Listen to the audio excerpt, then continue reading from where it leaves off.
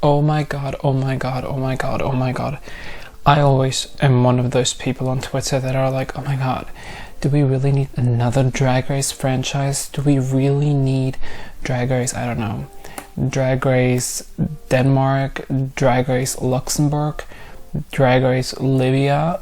I am the person that complains, but I'm simultaneously the person that yells, screams and cries when a new season commences. No difference here with season 13. I was really excited when this season was announced with the cast because to me this is a really, really good cast. We have the incomparable Simone, who I've loved since I've gotten to know her through Gigi. I love Candy Muse for a while now. Kamora Hall, obviously a legend. Tina Burner, a legend. Then you have goofy, maybe more sort of niche queens like Gottmik or Utica. We have our first trans contestant on the regular Drag Race seasons with Gottmik. I was just really excited, and the premiere, for me at least, didn't disappoint. I heard a lot of people complaining about this being too much, too repetitive. Kind of it was akin to the Lollapalooza episode of All Stars 4, and to me I enjoyed that one as well. I do feel like the ending was maybe a bit too like teaser-ish, but let's get into that when we get there. For now I would like to go through the entrance looks of the queens, the lip sync performances, and if I personally agree with what RuPaul decided upon. Now you might be wondering, what sort of credentials am I bringing to this? Am I a drag performer? Am I possibly a drag queen myself?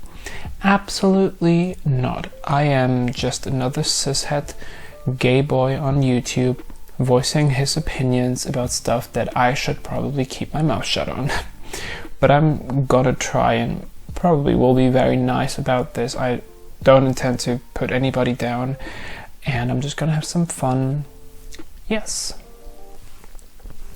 So let's start with our very first queen to enter the Drag Race workroom, that is Candy Muse. Her tagline with "Not everybody can be a star," I definitely think she is somebody that will be rising above just any other contestant with her personality, very akin to like the Vanjie phenomena, obviously. Her look being completely made out of denim, obviously reminiscent of Dahlia Sin's look. So I very much enjoyed this entrance look. I love the denim of it, I like the misconstruction of it, I like how it's purposefully not really similar in like its shapes, it's not really symmetrical, but it's not intended to be. I hate the shoes with this. The shoes don't work with this at all, but the mug, the wig, the outfit, those gloves, those denim gloves were great, and obviously the fucking jukebox, I mean, Jesus Christ. And other than that, I personally am very interested as to the dismembering of the House of Aja.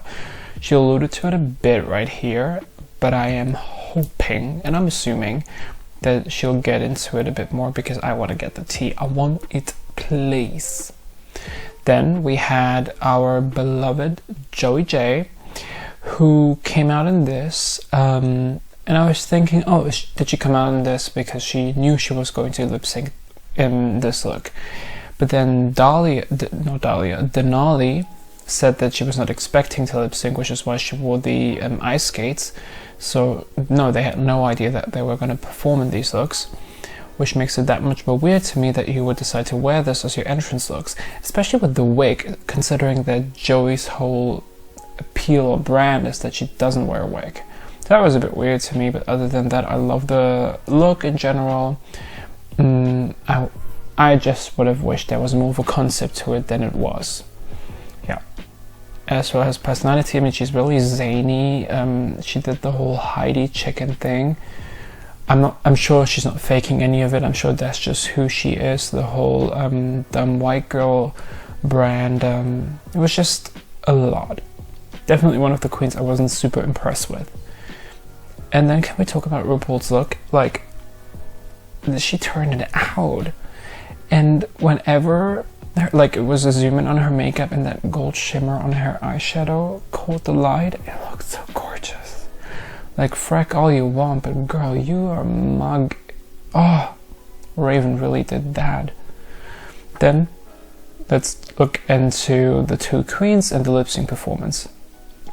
I mean, yeah, Candy won that, let's be honest.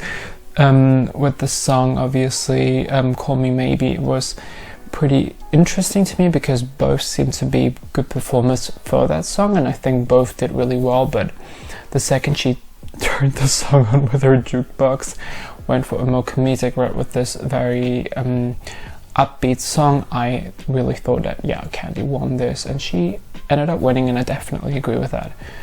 Poor Joey J sashaying away, question mark? Well, let's go to number 2. We have Denali and we have Lalaurie. Two looks I'm not crazy about. I mean, nice that they kind of talked before apparently, because they're both rocking white looks. Denali's look to me is a bit bulky. It's not really form-fitting. But then again, I don't give a shit about that, considering the fact that she has fucking ice skates on. Somebody who can't ice skate for shit, this is really, really impressive. And her pigtail is also, oh my god, gorgeous. Not the biggest fan of her mug, but whatever. And Lalaurie, I mean, Jesus. Denali said it herself, not a great look. Kind of reminds me of Monet Exchange entrance look in All Stars 4. I'm sure a lot of people thought about that. Yeah, I wasn't crazy about it, but what I did appreciate that she incorporated the mask. I would have thought that some other people would do something pandemic related, but ultimately only she did. Tamasha had a moment with the mask for like a second, and I guess maybe Utica with the I'm sickening and coughing, but yeah. Not really loving any of these two looks, but I think if we're comparing these two, Denali, for me at least, wins. Now let's go to the lip sync. That was probably the best lip sync of the episode, for sure, because it was a really close call.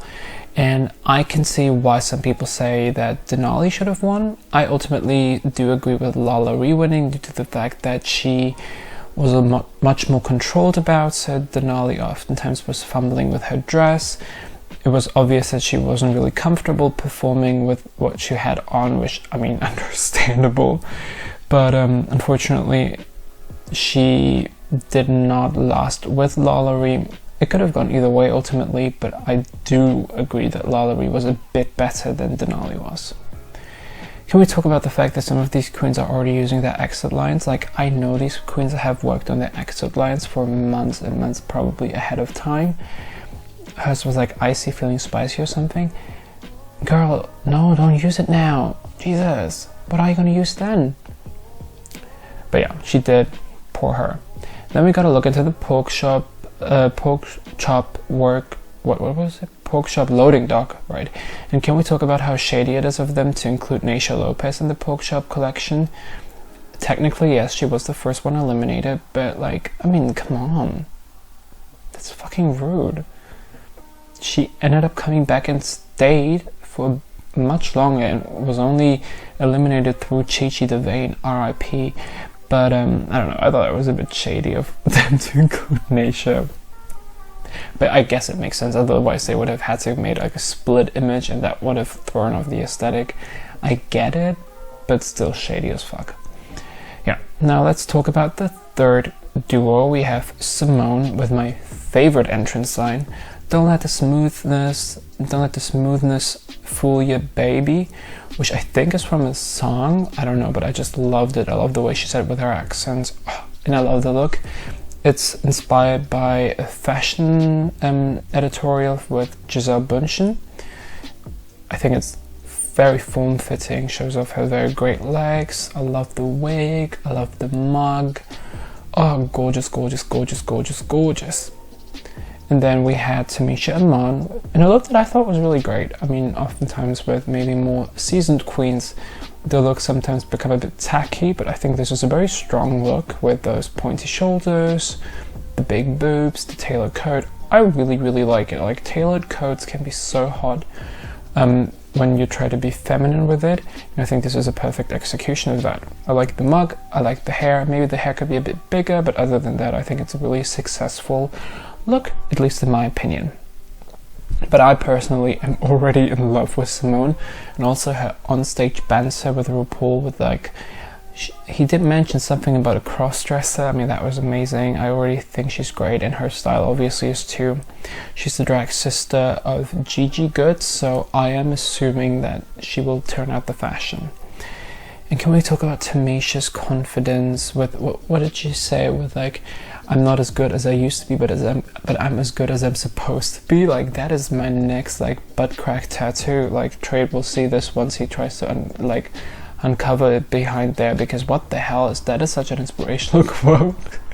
I am not as good as I was, but I'm as good as I should be. Oh, queen behavior. And now let's talk about the lip sync. So this got a lot of controversies behind it, because a lot of people said that Tamasha was the obvious winner and Simone wasn't. Again, like with the last lip sync, I think this was a very, very, very, very close call. But ultimately, I do agree with the fact that Simone won, because what I thought with Tamasha was that her movements were a bit narrow, which could just be due to the code, and a bit repetitive. Like, yes, she was going for the classic Janet Jackson on the arm movement, the standing in one place and just moving your hands around. I mean, that was very reminiscent of Janet Jackson, obviously. But I thought that Simone's was much more dynamic, and Rupaul generally favors comedy. So I get why she won, and I'm not crazy mad about it. I probably would have maybe said the same thing, but could have gone either way. I think this was right after Lala Ree versus Denalia, the closest call. Yeah, but unfortunately I don't totally disagree. Can we talk about the sadness of this? Like, this woman beat colon cancer after getting the yes to come to Drag Race season 12, to then being allowed to come back for season 13, to then go home, or at least think to be going home immediately, but still having such a great attitude about it. Oh, I wish I had an ounce of her resilience. I would have cried just for no reason. I would have just cried. Oh my god. She really is what I'm striving to be. But yeah, let's go to the fourth pair with our system destroyer, Gottmik and Utica, two queens prior to the airing of this episode that I was like among the most excited for. Gottmik and Utica have very distinct drag aesthetics that do kind of meet to a certain degree, obviously with them both being very colourful, bordering to camp, or maybe sometimes going full off over, but always having like the level of polish, the level of fashion necessary to make it bearable. And I think these two looks really represent that really well. Gottmik really kind of served with her eye makeup. She has a very sort of rave-esque kind of a look, with a very unique silhouette, I think, in comparison to what other queens usually wear. Then you have Utica's look with the strawberry reference, obviously, with the multiple patterns, which are integrated quite well. Kind of reminded me a bit of the announcement look of Gigi Goode for season 12. But yeah, both looks were immensely successful. I loved Gottmik's entrance line, obviously, destroying the system, being the first trans contestant on the show, on the regular show at least. I'm excited for it. I hope this initiates the possibility of, in the future, obviously maybe having bio queens, trans women, like, or at least having gender not being an important determining factor in who can compete and who cannot. And also, can we talk about the fact that Gottmik, was like the makeup artist of so many like celebrities. Like, she also did the makeup for Heidi Klum for her stunt on Queens of Drag, which is the German Drag Race pseudo remake. Horrible show. And while she was there making Heidi's makeup, couldn't she have said, "Hey Heidi, I don't think you should do this. I don't think you should host a drag show." Maybe she could have done that. Whatever.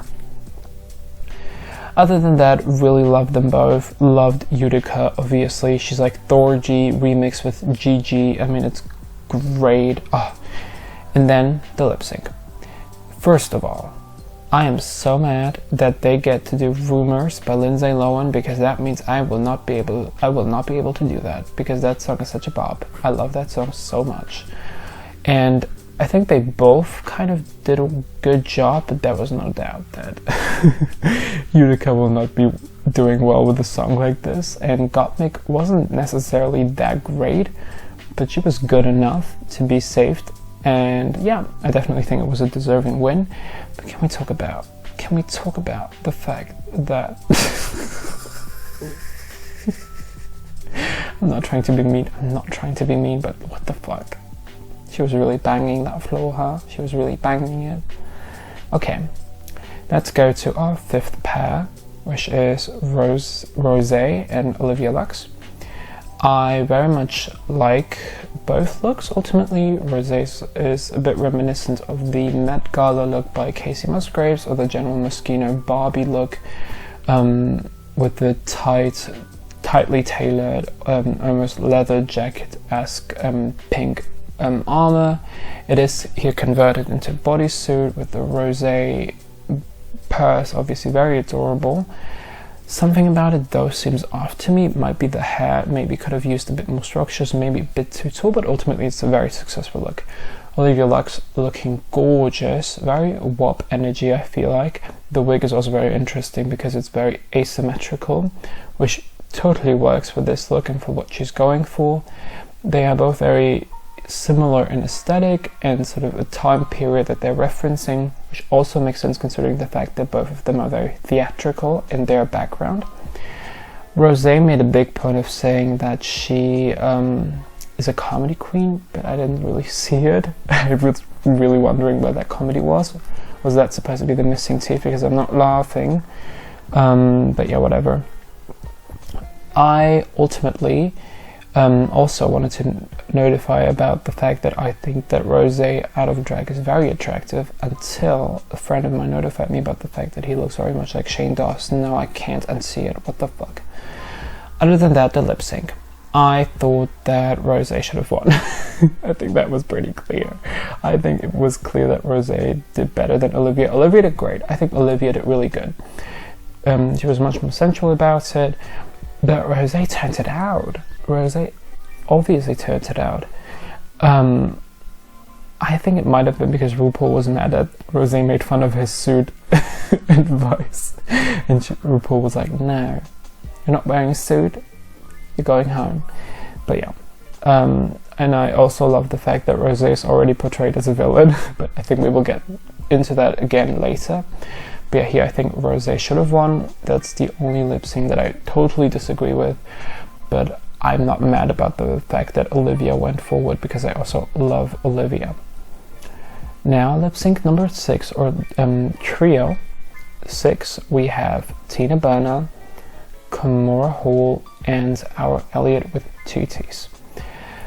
Tina Burner's look, I mean, I always find it hard to judge this, because she's a campy queen. That's what she does. She does camp, but does it have to look like this? There's a lot of obvious things she could have changed for this to look bearable. The shoes are nice, but like, you could have cut the dress, baby. The pattern of it, the pink and blue, baby blue pattern within it, doesn't really work. That shield thing, or like, I guess the badge, doesn't necessarily work with it either. The hair is horrible. I don't know. But I guess I'm not the audience for a look like this that is so camp. But I'm gonna try to be open. With Kimora Hall, I mean, that's a gorgeous look, obviously a Bob Mackie original with the hair that's, as Rupaul said, it's very reminiscent of Valley of the Dolls. I just probably would have wished for a bit more. But then again, I don't think that's that necessary for an entrance look, but it does very much represent who she is. And I guess Tina Burner's look as well, but I don't know.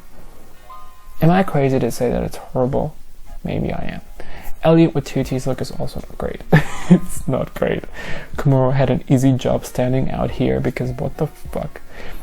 Elliot's look is so like Mo Walker, like Show Me Jujubee from All Stars 1 there. Like, it's ridiculous. I hate the hair with this as well. What the hell? And that pink necklace? I don't like it. You know, Kimora is the obvious winner here. And I loved how shady Kimura it was from the get-go, saying that Elliot looks fun. I don't know, I really like her already. And now let's look at their lip sync. I thought that it was a really strong lip sync. I thought everyone here did well. I was thinking that maybe Kimura wouldn't do well because she seems maybe a bit more zany, a bit more somebody who would put a focus more on like aesthetics than actual performance. But ultimately, I think all of them turned out. I definitely agree with the fact that Tina was the best. She sang the Christina part well, but then when Missy Elliot came about, she went for that character immediately. I mean, she really did the best job here. For me then, Kimura, who sometimes faded into the background, but ultimately I think she did a really good job. It's because maybe the burlesque vibe of the show goes with her drag persona in general. And Elliot with 2 T's for me was pulling a few too many stunts and wasn't really focusing on performing, but she was also really strong. I do think ultimately that all 3 of them were really good. But I agree, Tina Burner. Now let's talk about the twist, our loading dock. And yeah, what do we think about this? When I heard about it, or at least heard about the fact that there was like 6 lip syncs, some queens would be thinking that they were eliminated, but then obviously they get a chance to actually compete. I thought that would be also resolved within the same episode, maybe like a 6-way lip sync, or I guess a 7-way lip sync, akin to that of season 11. Not the biggest fan of that idea, but you know, would have been okay.